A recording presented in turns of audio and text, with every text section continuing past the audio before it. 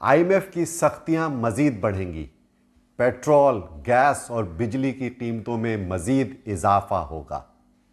शरह सूद में कमी नहीं की जा रही। स्टॉक मार्केट भी दबाव का शिकार है।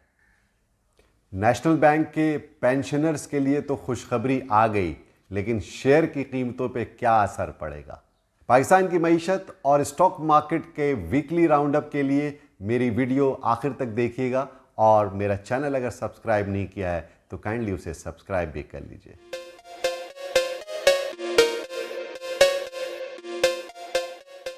अस्सलाम वालेकुम, मैं हूं शकील अनवर कमाल। वीक आप जानते हैं कि पाकिस्तान के आईएमएफ के साथ मुज़ाकरात किसी नतीजे पर पहुंच चुके हैं और सबसे अहम खबर यह है कि स्टेट बैंक की मॉनेटरी पॉलिसी अनाउंस हुई है 18 मार्च को, जिसमें शरह सूद में रद्दोबदल नहीं किया गया।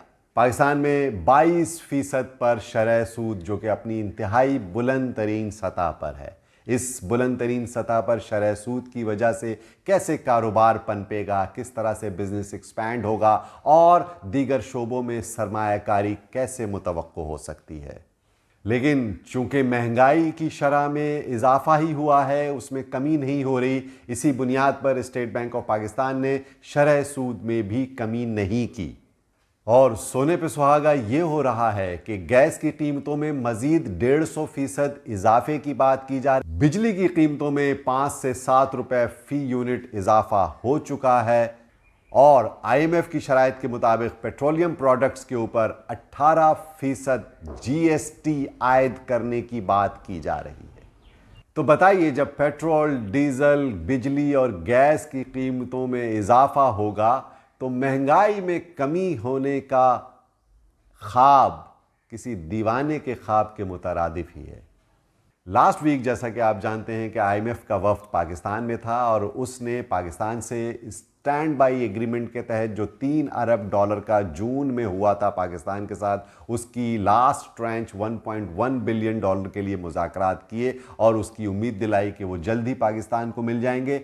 दूसरी अहम बात यह है कि पाकिस्तान मजीद कर्जा हासिल करने के लिए, जो कि तकरीबन 6 से 8 अरब डॉलर का है, आईएमएफ से मजीद मुज़ाकरात करने होंगे। आईएमएफ के इस प्रोग्राम में जाने के लिए जाहिर है आईएमएफ की शराइत भी आपको तस्लीम करनी पड़ेगी और आईएमएफ के इस प्रोग्राम में जाए बगैर पाकिस्तान का गुजारा नहीं है। ये पाकिस्तान के वज़ीर आज़म और फाइनेंस मिनिस्टर का भी कहना है।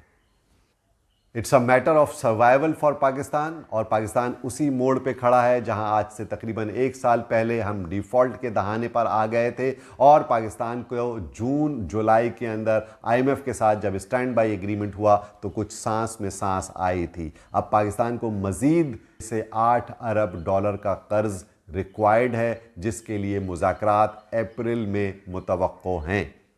तो जनाब, कहाँ से महंगाई कम होगी और कैसे शरह सूद में कमी हो सकेगी? ऊपर से मुल्क में दहशतगर्दी, टेररिज्म के वाक़यात में इजाफा हो रहा है और आपने बलूचिस्तान और केपीके में पिछले हफ्ते जो सिक्योरिटी फोर्सेस के ऊपर दहशतगर्दों के हमले हुए, जिसमें सिक्योरिटी फोर्सेस के अहलकारों की शहादत हुई, जो कि अफ़गानिस्तान और पाकिस्तान के माबैन टेंशन को भी इजाफा दे रहा है। इसी हवाले से पाकिस्तान ने दहशतगर्दों की कार्रवाइयों में मुलव्विस टीटीपी के अफ़गानिस्तान में ठिकानों पर जवाबी कार्रवाई भी की। ये भी एक राइजिंग टेंशन जो बिटवीन अफ़गानिस्तान और पाकिस्तान बढ़ रही है, it is also a matter of concern. Stock market में भी पिछले हफ्ते हमें दबाव का एहसास हुआ और मार्केट के अंदर वॉल्यूम्स भी घट रहे हैं। एसई 100 इंडेक्स 65,000 के अराउंड ही हूवर कर रहा है और जहां कोई बाइंग स्प्री आती है तो थोड़ी ही देर के बाद वो सस्टेनेबल नहीं होती है और सेलिंग प्रेशर मार्केट में आ जाता है। इसी वजह से मार्केट के अंदर एक नैरो बैंड एक्टिविटी हो रही है और मार्केट माइनस कॉलम में लास्ट फ्राइडे क्लोज हुई है। गो के मार्केट 65,000 के ऊपर क्लोज हुई है और इससे उम्मीद हो रही है कि मार्केट आइंदा दिनों में बेहतर तो चलेगी, लेकिन ओवरऑल जो सिचुएशन है इकॉनमी की, उसको रिफ्लेक्ट स्टॉक मार्केट कर रही है और स्टॉक मार्केट थोड़ी नैरो बैंड के अंदर और उसमें दबाव भी नज़र आ रहा है। पिछले हफ्ते की एक अहम खबर यह है कि पाकिस्तान के सबसे बड़े कौमी bank national bank of Pakistan का जो मुलाजमीन की पेंशन्स का केस सुप्रीम कोर्ट में चल रहा था, उसका फैसला आ गया और वो मुलाजमीन के हक़ में आया है, जिसकी वजह से नेशनल बैंक ऑफ पाकिस्तान को वाजिबुल अदा पेंशन की रकम की मद में 60 अरब रुपए से ज़ायद अदा करने हैं। और ये रकम गुज़िश्ता कई सालों से बैलेंस शीट के अंदर नेशनल बैंक उसकी प्रोविजन कर रहा था, जिसकी वजह से डिविडेंड भी नहीं दे पा रहा था शेयर होल्डर्स को। अब ये उम्मीद हो रही है कि शायद नेशनल बैंक डिविडेंड भी अनाउंस करेगा अगली आने वाली किसी मीटिंग के अंदर। सबसे बड़ा बेनिफिशियरी गवर्नमेंट होगी, क्योंकि 75% से ज़ायद शेयर्स नेशनल बैंक के गवर्नमेंट ऑफ पाकिस्तान के पास है। इस खबर की वजह से ही गुज़िश्ता हफ्ते स्टॉक मार्केट के अंदर नेशनल बैंक की कीमतों के अंदर हमने इजाफा देखा और 2829 रुपए के अराउंड नेशनल बैंक की प्राइस चल रही थी, अब वो 36 रुपए से ऊपर आ चुकी है।